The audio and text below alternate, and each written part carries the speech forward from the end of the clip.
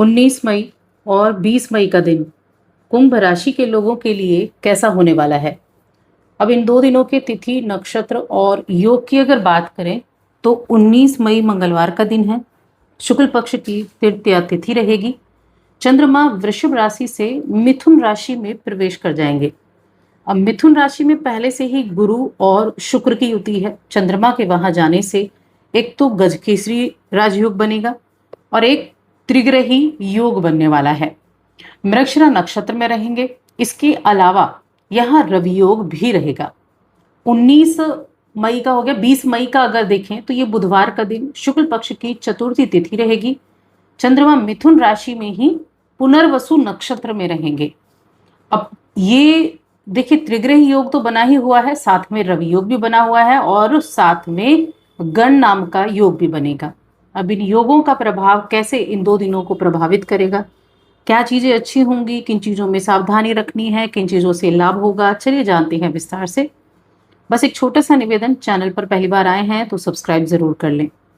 अब ये राशिफल चंद्र राशि पर आधारित है और चंद्रमा दोनों ही दिन मिथुन राशि यानी कुंभ राशि के लोगों के लिए पंचम भाव में बैठे हुए हैं, जहां पर शुभ ग्रहों के साथ, नैसर्गिक शुभ ग्रहों के साथ युति कर रहे हैं। 2 गुरु के साथ युति कर रहे हैं, त्रिग्रह योग बना रहे हैं।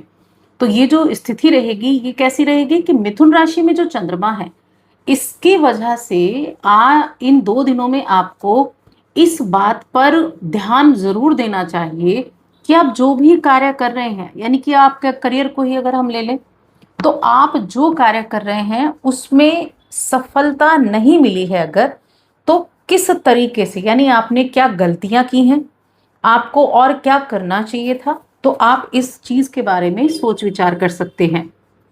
क्योंकि किसी भी चीज को हासिल करने से आपको कोई रोक नहीं सकता। जो आप चाहते हैं, अगर आप उसके लिए मेहनत कर रहे हैं तो निश्चित रूप से उस चीज को आप पाकर रहते हैं।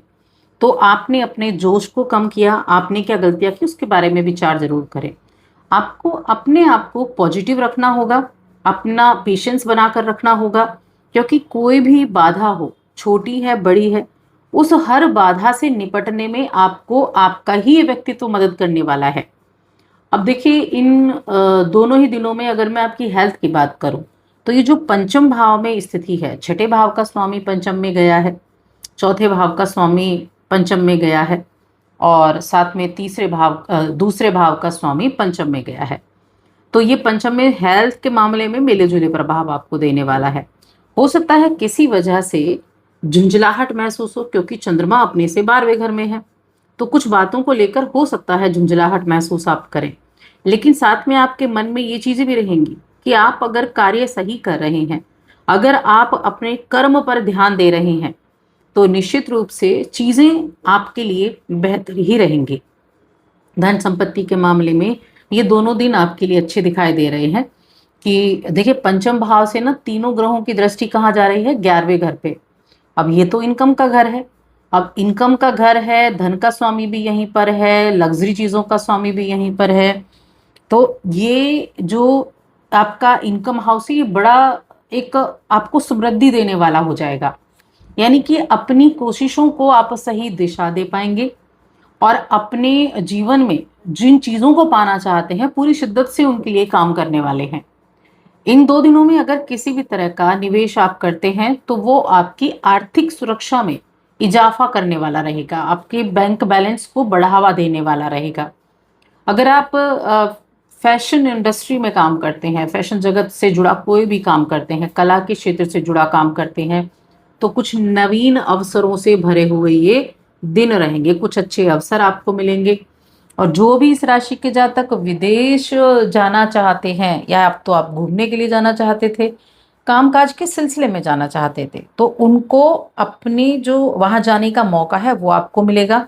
सकारात्मक बदलाव भी होंगे और इनका फायदा भी आप उठाते हुए दिखाई देंगे।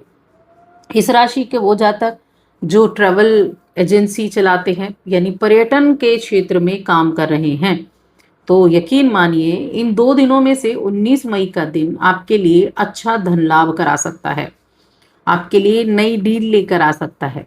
आप अपने काम के कुछ अधिक घंटे देते हुए उस अवसर का पूरा लाभ प्राप्त करेंगे। जो आपके व्यवसाय को लाभ देने के लिए आ रहा है। अपने व्यक्तिगत प्रयास और अपनी जो एक प्रतियोगिता है, जो आपने कंपटीशन अपने आप से रखा है, सामने वाले से रखा है, वो आपको विजय दिलाएगा। पिछले समय से आप जिन भी चीज़ों के लिए प्रयास कर रहे हैं, उनको पाने का ये बहुत अच्छा समय है। क्योंकि यहाँ पर इच्छाओं का जो घर है, 11वां घर, वहाँ 3-3 घरों के स्वामी बैठे हुए हैं। वहाँ धन के स्वामी हैं, तो धन की इच्छा है वो पूरी होगी। वहाँ आपकी आर्थिक स्थिति, आपके लग्ज़री चीज़ों के, भौतिक सुखों के स्वामी है, तो भौतिक सुखों की पूर्ति होगी। और साथ में अगर किसी कर्जे वगैरह को आपने ले रखा है और आप कर्जा उतारना चाह रहे हैं, आप चाहते हैं जल्दी से उससे मुक्त हो जाएं, तो उसको मुक्त करने के रास्ते भी आपको दिखाई देंगे। तो जिन चीज़ों की इच्छा आपने मन में कर रखी है, जिन चीज़ों को आप पाना चाहते हैं, उन चीज़ों को पाने का ये समय है, उन इच्छाओं को पूरा करने का समय है। बिजनेस करने वाले लोगों के लिए ये दोनों ही दिन बहुत बेहतर होने वाले हैं।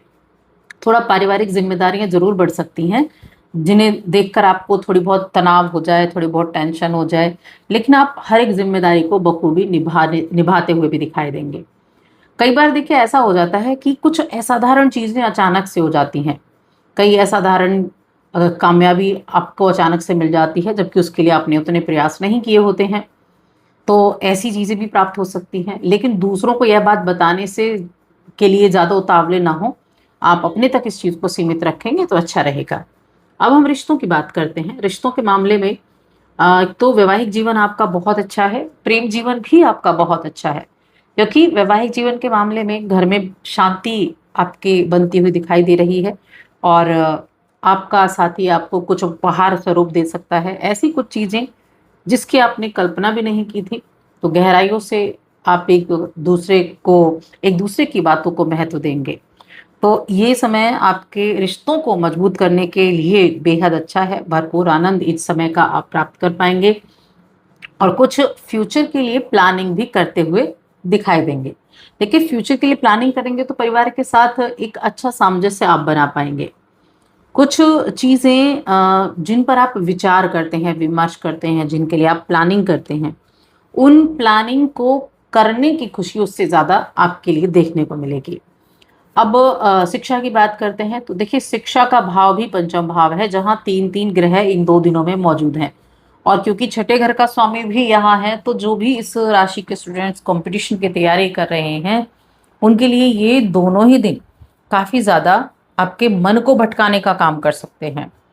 आपकी हेल्थ को थोड़ा सा प्रभावित कर सकते हैं। तो हेल्थ का ध्यान रखना है और अपनी पढ़ाई को महत्व देना है, क्योंकि इधर उधर की बातों में आपका जो टाइम वेस्ट होगा, उसके लिए बाद में आपको पछताना पड़ सकता है। तो इसीलिए अपनी पढ़ाई पर अपना पूरा फोकस आपको रखना है। तो बस आज की इस वीडियो में इतना ही। वीडियो कैसी लगी कमेंट करके ज़रूर बताएं।